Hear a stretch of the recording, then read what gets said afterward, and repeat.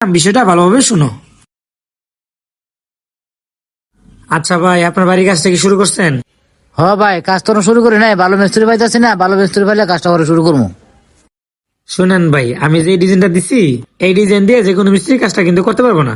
ভালো একটা মিস্ত্রির কাছে দিয়েন, যেন বাড়িটা দেখতেও সুন্দর হয়। ঠিক আছে, আপনি কোনো টেনশন নিয়েন না, ভালো মিস্ত্রি দিকে কাজটা আমি ধরতে আছি। আচ্ছা ঠিক আছে, কোনো সমস্যা হলে আমরা জানেন, আমি এখন যাই। এত সুন্দর করে বলার পরও যদি তোমার চাচা সস্তা মিস্ত্রিতে কাজ করায়, সে বল কি আমার?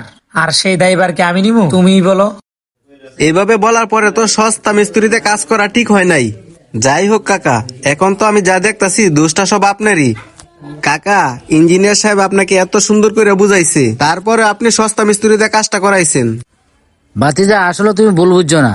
আমার কম টাকাতে কাজটা করে দিবে বললে তার আমি কাজটা দিলাম। সে যেভাবে কাজটা করবো সেটা